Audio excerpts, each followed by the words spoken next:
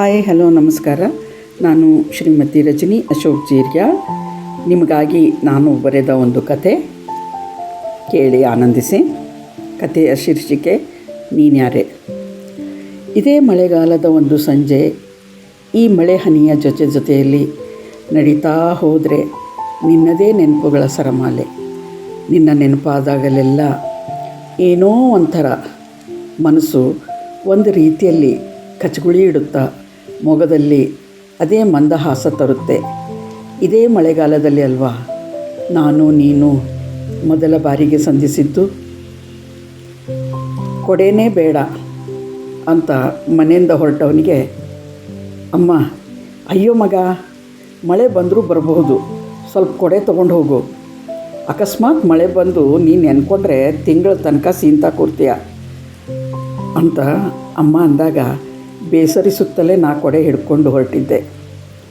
ನೀನೆಲ್ಲೋ ಮಾಯಾವಿಯಂತೆ ಓಡಿ ಬಂದು ಧುತ್ತನೇ ನನ್ನ ಕೊಡೆ ಅಡಿಯಲ್ಲಿ ಬಂದು ನಿಂತೆ. ನಾನು ಮಹಾಮೌನಿ. ನಾ ಗಾಬರಿಯಾದರೂ ತೋರಿಸಿಕೊಳ್ಳದಂತೆ ಸುಮ್ಮನೆ ನಿಂತು ಬಿಟ್ಟೆ.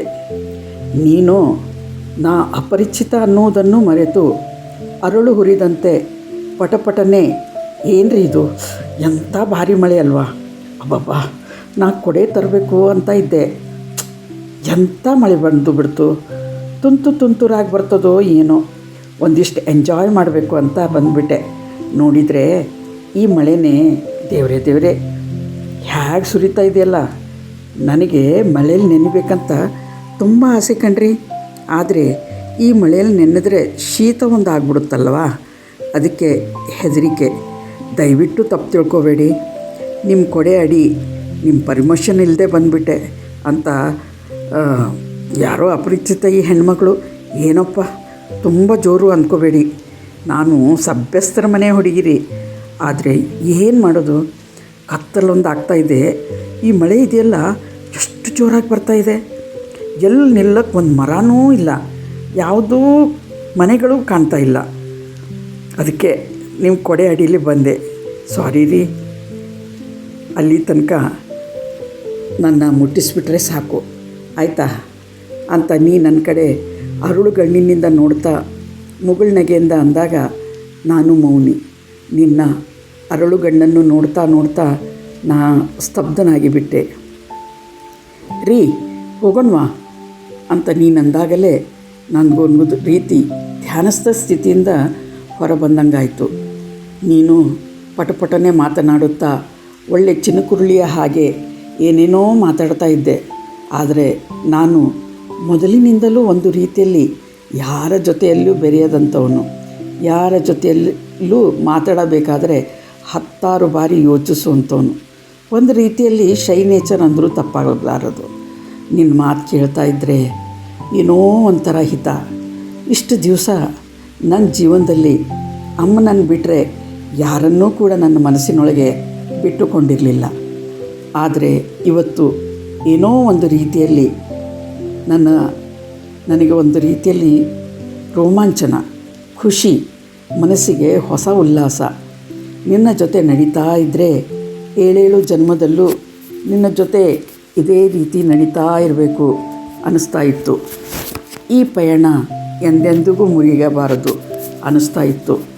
ನಿನ್ನ ಮಾತುಗಳನ್ನು ಹಾಗೆಯೇ ಕೇಳ್ತಾ ನಿನ್ನ ಹೆಗಲ ಮೇಲೆ ತಲೆ ಇಟ್ಟು ನನ್ನದೇ ಆದಂಥ ಸಾಮ್ರಾಜ್ಯದಲ್ಲಿ ಅಡಗಿಕೊಂಡು ಬಿಡಲೆ ಅನ್ನಿಸ್ತಿತ್ತು. ಆದರೆ ನಾನು ನಿನ್ನ ಜೊತೆ ನಡೀತಾ ಇದ್ದದ್ದು ನನಗೆ ಗೊತ್ತಿಲ್ಲದ ಹಾಗೆ ನಿನ್ನ ಮಾತಿನ ನಡುವೆ ದಾರಿ ಸೌದದ್ದೇ ಗೊತ್ತಾಗಲೇ ಇಲ್ಲ. ಹೋಗ್ತಾ ನೀನು ತುಂಬ ಥ್ಯಾಂಕ್ಸ್ ಕಣ್ರಿ, ಕೊಡೆಯಲ್ಲಿ ಆಶ್ರಯ ಕೊಟ್ಟಿದ್ದು, ಬರ್ತೀನಿ, ಥ್ಯಾಂಕ್ಸ್ ಕಣ್ರಿ, ನನ್ನ ನೆನಪಿಟ್ಕೊಳ್ತೀರಿ ಅಲ್ವಾ ಅಂತ ನೀ ಚಿಗರೆ ಅಂತೆ ಓಡಿ ಹೋದಾಗಲೇ ನನಗೆ ಇದು ಕನಸೋ ನನಸೋ ಅಂತ ಅರ್ಥವಾಗಲೇ ಇಲ್ಲ. ನಾನು ಅಲ್ಲೇ ನಿಂತುಬಿಟ್ಟಿದ್ದೆ ನಿನ್ನ ನೋಡ್ತಾ ಎಷ್ಟು ವಿಚಿತ್ರ ಅಲ್ವೇ ಜೀವನ. ನಾವು ಯಾವಾಗಲೂ ಯಾರಿಗೋಸ್ಕರವೂ ಕಾಯೋದಿಲ್ಲ, ಯಾರಿಗೋಸ್ಕರನೂ ನಿಲ್ಲೋದಿಲ್ಲ. ಆದರೆ ಬದುಕು ನನ್ನನ್ನು ನಿನಗೋಸ್ಕರ ಕಾಯುವಂತೆ ಮಾಡಿಬಿಡ್ತು, ನಿನಗೋಸ್ಕರ ನಿಲ್ಲುವಂತೆ ಮಾಡಿಬಿಡ್ತು. ಅದೇ ಜಾಗದಲ್ಲಿ ದಿನ ಬಂದು ನೀನು ಎಲ್ಲಾದರೂ ಕಾಣ್ತೀಯೇನೋ, ಎಲ್ಲಾದರೂ ಸಿಗ್ತೀಯೇನೋ ಅಂತ ನಾನು ಹುಡುಕ್ತಾ ನಿಲ್ಲೋದೇ ಆಯಿತು. ನೀನು ಎಲ್ಲೂ ನನ್ನ ಕಣ್ಣಿಗೆ ಬೀಳಲೇ ಇಲ್ಲ. ಆದರೆ ನನ್ನ ಕನಸಿನೊಳಗೆ, ನನ್ನ ಮನಸ್ಸಿನೊಳಗೆ ನೀನು ಸ್ಥಾಪಿತಳಾಗಿಬಿಟ್ಟಿದ್ದೆ. ಎಷ್ಟೋ ಸಾರಿ ಅನ್ಕೋತೇನೆ, ನೀನು ಯಾಕಾದರೂ ಬಂದೆ ನನ್ನ ಬಾಳಲ್ಲಿ ಅಂತ. ಆದರೆ ಅಷ್ಟೇ ಅಂದ್ಕೋತೀನಿ, ಆ ನಿಮಿಷ, ಆ ಕ್ಷಣ ನನ್ನ ಬಾಳಲ್ಲಿ ನೀ ಬಂದು ಹೋದೆ. ನನಗೆ ಒಂದು ರೀತಿಯಲ್ಲಿ ಉಲ್ಲಾಸ ಕೊಟ್ಟೆ, ಒಂದು ರೀತಿಯಲ್ಲಿ ಖುಷಿ ಕೊಟ್ಟೆ, ಒಂದು ರೀತಿಯಲ್ಲಿ ಸಂತೋಷ ಕೊಟ್ಟೆ. ನೀನೊಂದು ಮಾತಂದೆ, ನಾವು ಇಷ್ಟೆಲ್ಲ ಮಾತಾಡ್ತೀನಿ ಕಣ್ರಿ, ನೀವೇನ್ರಿ ಒಂದು ರೀತಿಯಲ್ಲಿ ಗುಮ್ಮಗೆ ಇರ್ತೀರಾ, ನಗೋದು ಗೊತ್ತೇ ಇಲ್ವೇನ್ರಿ ನಿಮಗೆ? ಜೀವನದಲ್ಲಿ ನಗ್ನಗ್ತಾ ಇರಬೇಕು ಕಣ್ರಿ, ಎಲ್ಲರ ಜೊತೆಯಲ್ಲೂ ಬೆರಿತಾ ಇರಬೇಕು ಕಣ್ರಿ ಅಂತ ಹೇಳಿದ್ದು ಆ ಮಾತು ಇನ್ನೂವರೆಗೆ ಕಿವಿಯಲ್ಲಿ ಗುಯ್ಗುಡ್ತಾನೇ ಇದೆ. ಅಲ್ಲಿಂದಲೇ ಒಂದು ರೀತಿಯಲ್ಲಿ ನನ್ನ ಬದುಕೇ ಬದಲಾಯಿತು ಅಂದ್ಕೊಂಡೆ. ಅಲ್ಲಿಂದ ಎಲ್ಲರ ಜೊತೆ ಮಾತನಾಡೋಕ್ಕೆ ಶುರು ಮಾಡಿದೆ, ಎಲ್ಲರ ಜೊತೆಯಲ್ಲಿ ಬೆರೆಯೋಕ್ಕೆ ಶುರು ಮಾಡಿದೆ. ಇದು ಒಂದು ಹೊಸ ಪ್ರಪಂಚನೇ ಅನಿಸೋಕ್ಕೆ ಶುರು ಆಯಿತು ನನಗೆ. ಆದರೆ ನೀನು ಯಾಕೆ ನನ್ನ ಬಾಳಲ್ಲಿ ಬಂದೆ? ನನ್ನ ಇನ್ನೂವರೆಗೆ ಅರ್ಥ ಆಗ್ತಾನೇ ಇಲ್ಲ. ಆ ದಾರಿ, ಆ ಕ್ಷಣ, ದಿನ ಅಲ್ಲಿಂದಲೇ ಬಂದು ಅಲ್ಲಿಗೇ ನಿಲ್ತೀನಿ. ಆದರೆ ನೀನು ಎಲ್ಲಿ ಹೋದೆ ತಿಳಿಯಲೇ ಇಲ್ಲ. ವರ್ಷಗಳು ತಿಳಿ ಮೋಡದಂತೆ ಹಾರಿ ಹೋದವು. ಆದರೆ ಇನ್ನೂವರೆಗೆ ನೀನು ಯಾರು ಅನ್ನೋದು ಗೊತ್ತೇ ಆಗಲಿಲ್ಲ. ನೀನೊಂದು ಮಾಯಾವಿನ. ಇದೇ ಮಳೆ, ಇದೇ ಗಾಳಿ, ಇದೇ ತಂಪು ಹಗಲೆಲ್ಲ ನಿನ್ನ ನೆನಪಿಸುತ್ತೆ. ಬದುಕನ್ನು ಒಂದು ರೀತಿಲಿ ನನ್ನನ್ನು ಹೊಸ ಮನುಷ್ಯನನ್ನಾಗಿ ಮಾಡಿದವಳು ನೀನು. ಈಗ ನೀನು ಎಲ್ಲಿರುವೆ? ಯಾಕೆ ನನ್ನ ಬದುಕಲ್ಲಿ ಬಂದು ಹೋದೆ? ದಿನ ನನ್ನನ್ನೇ ನಾನು ಪ್ರಶ್ನೆ ಮಾಡ್ಕೊಳ್ತಾ ಇರ್ತೇನೆ, ನೀನು ಯಾರೇ, ನೀನು ಯಾರೇ, ನೀನು ಯಾರೇ? ಧನ್ಯವಾದಗಳು.